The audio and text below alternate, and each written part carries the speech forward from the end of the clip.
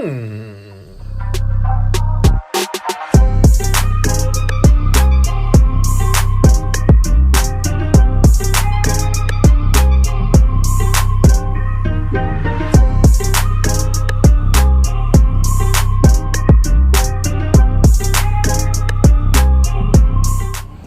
going on, ladies and gentlemen? Thank you so much for tuning in. It's me, Mikey Pipes. Today is Friday, March 1st, 2024. First day back at work. Was off earlier this week. Flew back to JFK from Milan on Emirates. It was a great experience. It really was. And a great time skiing with a bunch of friends in the Dolomites of northern Italy. This morning we're heading to our first service call. We have an existing client. They got a gas-fired boiler. Last night around 11 o'clock, they called panicking, saying that there's water pouring out of the boiler and they need help ASAP. I had them close the boiler shutoff valve that we identified with the boiler shutoff valve tag on one of the previous service calls where we were there. And I had him turn the power switch off, and I said, I'll see you in the morning. That's how we handle certain service calls. It's not an emergency, it's an urgency, right? It's not freezing outside. It was 45 degrees last night. They can wait 6 to 8 hours and save a bundle by not having us come out on an emergency service call at 1 o'clock in the morning. Let's go see what's going on. Hi, good morning. Mike from the Pipe Doctor. Hey, Mike, Philly. Good morning. I'm a little early. Would you like me to go to the garage? Absolutely. You read my mind. Perfect. Thank you. Good morning. By the way, they don't work in coincidence. How cool is it that I saw you just on Rockaway Turnpike? Yeah. By the way, did you ever see his van?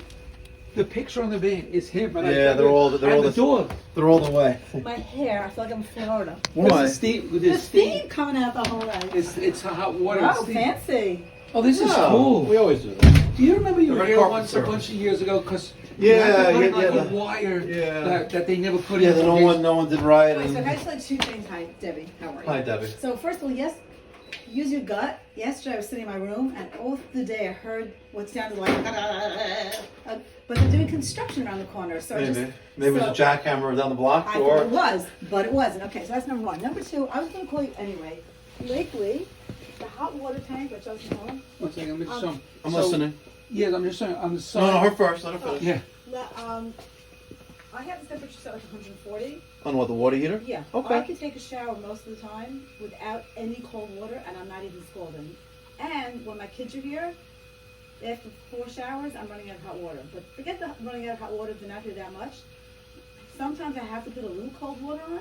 But for the most part, I could stand under my shower with the full hot water. Gotcha. And it's not even like, oh my God, I mean it's hot, but I'm not scalded. And this water heater was installed when they put the boiler in, correct? Yeah, this is when we did that Jason regime. Yeah. First they put in a bad boiler, and then they put this one. And this the one where you found in the front. They were supposed to put in a wire initially. So this is the condensation on the side. No light in here? You know what? No, but I have my flashlight. I have. Oh, I have a bigger lantern if you want to put it on the floor. Alright. So now that's closed. Oh, we have a bad indirect. We got a bad indirect. I'm surprised I didn't pick up on that right away. Alright. Let's close that. Let's close that. And our pressure will subside. We're gonna have to replace this relief valve because it's been compromised, been running forever. We have a bad indirect. Tank failure. I bet you if we pull these anode rods, there's nothing left of it.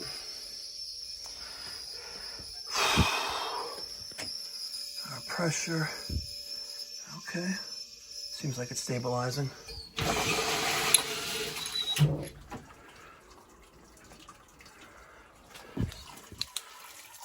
All right.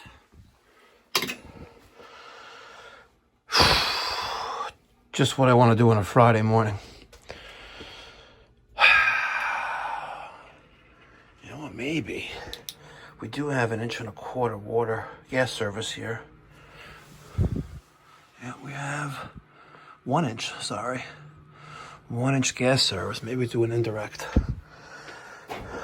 You know, she had mentioned hot water issues, and if we can isolate the boiler from this, it's probably to their benefit. Hi. So would you like the good news? I heard some of it. You know what? Good news, bad news. Let's get the bad news first. So she wants the bad news first. Okay. It doesn't matter. It doesn't matter. All right. So I'll explain to you what's going on in layman's terms of what is going on and why it was caused. So there's a valve, a safety valve on your boiler that provides heat. You know, not the hot water heater. That provides heat that was letting all the water out. Okay. And that's the thing to the side. Yes, that you had going into a little thing that was continuously running. That opens at a certain pressure. So if there's ever a high amount of pressure in the system, it opens so nothing blows up. You have a boiler for space heating, but it's also connected to what we call an indirect water heater, which is that white tank you have sitting next to the boiler. So the boiler is connected to this tank, and the tank is basically considered another zone. Right? So it's running, the boiler runs year round to satisfy this zone, which is the tank. Unfortunately, what has failed here and what caused the relief valve or the safety valve on your boiler to open is that for a second tank. Is that tank within a tank. Yeah. Mm-hmm. Now you have street pressure, which is high pressure, which is fine for faucets, showers, tubs, wash machine, things like that. But it far exceeds the amount of pressure in your boiler heating system. And when that tank within a tank fails, the boiler and the entire system pressure increases until that safety valve opens and releases the pressure. So this is going on for it's building up?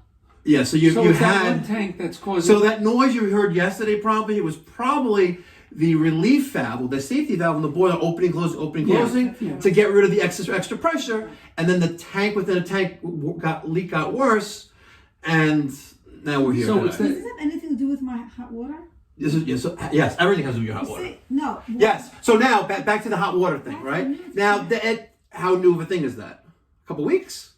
You know what? She's been complaining about. She's been for a while. We're the only ones that use the water, so I don't check it so much. But I know we ran out of hot water, and I know that I have to put the hot water on. Gotcha. With no cold water. So they say God works in mysterious ways. Yeah. I was going to present an option for you to try to correct that if there was something wrong with the water heater. Right. But now we know there's something wrong with the water heater, and the water heater needs to be replaced with something else. Okay. Whether it's similar to what you have there now or something else.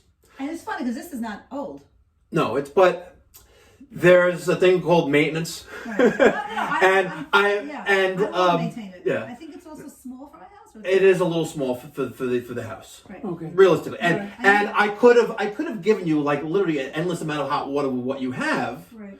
Right, but you need certain things added to the water heater in order to do that. Okay. But you don't have that in place. Okay. And I was going to suggest that if there's nothing wrong with the water heater, and it's only about $500-600 to put on what we call a mixing valve. Right. Oh, I know it. I heard them. Yeah. Okay. Very good. So we probably spoke about it before. Right. You may have mentioned running out of hot water and things like that. I did. So now the choices are: we could install a new indirect water heater like what you have there now. So I have a question. I'm interrupting.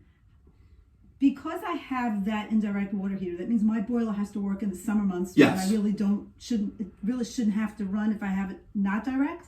Or am I saying... If you did not have this type of water heater, you have... Indirect. You wouldn't have to. Yeah, right. If I didn't have indirect... He's correct. If you did not have this type of water heater, your boiler would only be on for heating. Right, that's what I thought. Space heating for the house. Right, so I'm running the boiler. So there's three options.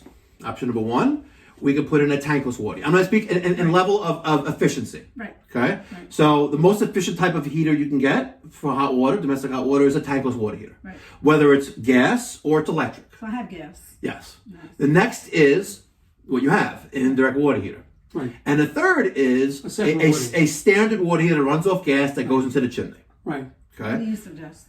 It all depends what you need. Right? Now, if you were inclined to replace what you have, I can give you some more information where for a little bit more, we can give you a tankless water heater, right? Which only comes on when you need hot water. Right. So if there is no one using any hot water in the house, the machine is off, right? So in the summertime, it's ice cold in there. right? Because the boiler's not running. Because the boiler's not running, Right. and you only need water for the showers. Or Yes, doing and there's a few different types we can speak about. Does it take a while if I put the shower on? About a second. Oh, because it takes more now for some reason. Isn't that weird? No, it's different. The delivery time from point A to Right. point B, that won't change. We can make that change as That well. doesn't matter. It takes No, the water's hot. It takes a while to get there. So we have a tankless water heater. Okay. We have what we call an indirect water heater, and then we have a regular water heater, like a tank. Whether it uses your chimney or whether we put a motor on top, which forces it outside, but yeah, That sounds super Right. yeah, exactly. So which is the most efficient? Which and one's The the most cost efficient is a effective? tankless water heater. Okay, Now, now- if you had solar panels on your roof, Right. I would tell you to get an electric water heater because you'll be using the power of the sun to Right. heat your water indirectly. Believe it or not. Yeah. Right? Or you can use gas. Well, I have gas. Gas is not. Yes, and gas is right there as well. Right. And you have a large enough pipe going to the boiler area. We'll have to take some measurements though, of course, to confirm that, but to support a tankless water heater and the boiler. Okay. Right? Or we could put in another indirect. What do you suggest? The easiest for me the would be to give you an indirect. Okay. Now, the reason why your tank failed is, I hate to say it, is lack of maintenance. And don't shoot the messenger. Don't even shoot. No, don't no. even shoot yourself. It's me. Because I'll tell you why. Because the water here is so horrible, and there are these. There's what we call an anode rod or a sacrificial rod inside the tank. Right. That there's not a single plumber in New York that changes except my company. No, We stock them, but we. But So I how got your often? emails and I The just- bottom line is, so how often should we have? the anode rod should be checked every 3 years and replaced if it's deteriorating Okay, every so 3 it's years. only, yeah, it's only one Yeah. thing because this is relatively new. But okay, Right. so But what your would boiler and water heater is from after Hurricane Right. Sandy, so it's 11 years old, 12 years old. Is it?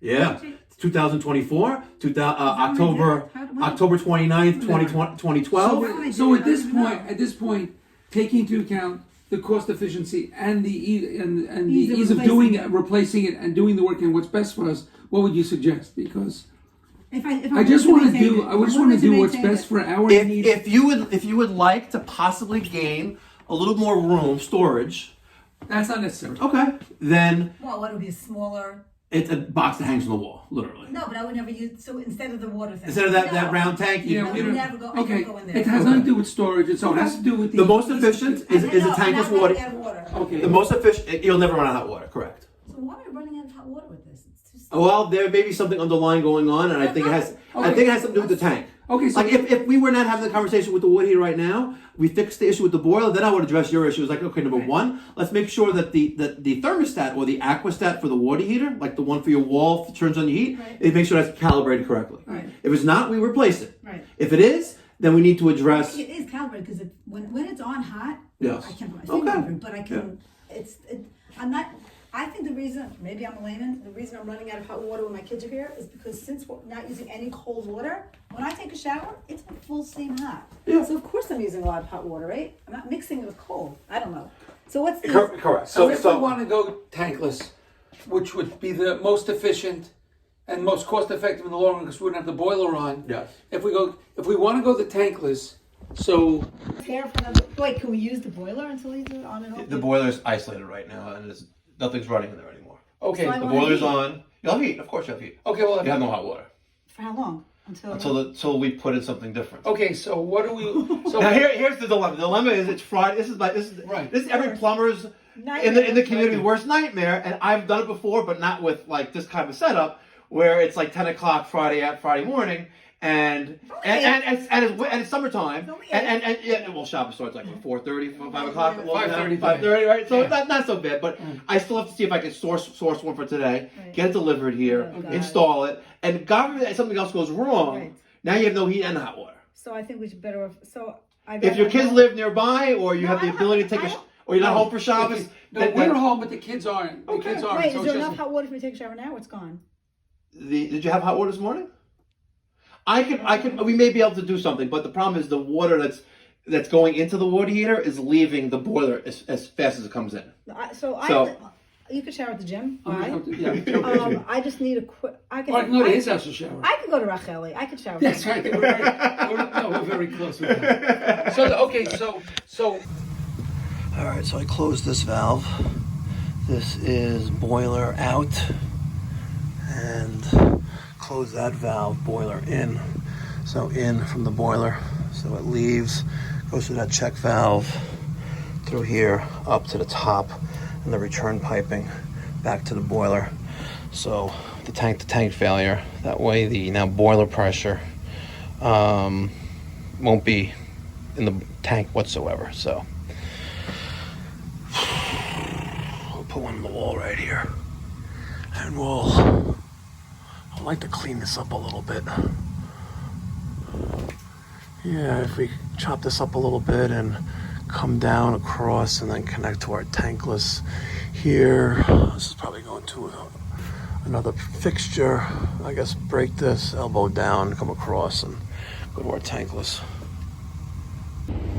All right, so off camera, we spoke a little bit more about the options, which was tankless in order of efficiency. Tankless, indirect, traditional standalone tank style water heater. 3 options. And I spent a little time talking about the standalone. A.O. Smith GCG 50, for example. 50-gallon gas-fired water heater, 40,000 BTUs. I can use the existing chimney. Runs independent from any gas. Requires the least amount of maintenance. But it is also the least efficient option that they have. And then she brought up like being able to take hot showers for like about 10-15 minutes. So we briefly talked about tank temperature and adding in a mixing valve on our domestic water outlet, right, of a tanked water heater. And it's, listen, by doing so, right, you have an advantage over a traditional water heater. We're going to limit, since we have a much higher water temperature, we're going to eliminate certain diseases that could occur in these dark tanks with under 140 degrees of water temperature, such as Legionnaire's disease. I know it's a thing. No one really talks about it. I haven't heard any other YouTube plumbers talking about it, but it does exist. And when at all possible, you like to try to maximize the temperature of the water heater. So believe it or not, we flipped from installing a Rinnai or Bosch tankless water heater. I was going with the Bosch T9800i SE199. The connections are right on top.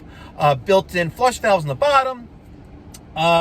But you need power, and I need to deal with condensate removal, and it's a few more things that can go wrong and things like that. And plus, you also have to factor in the environment or the people who own the house. We have an older couple, not that old, but older. No kids living in the house. Do they really need a tankless water heater, right?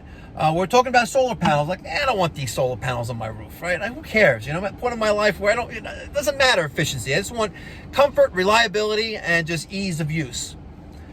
The A.O. Smith 50-gallon GCG 50 400 is the solution. We're putting it on Monday. Thanks for watching. Catch you in the next one. Be well. God bless. Stay safe.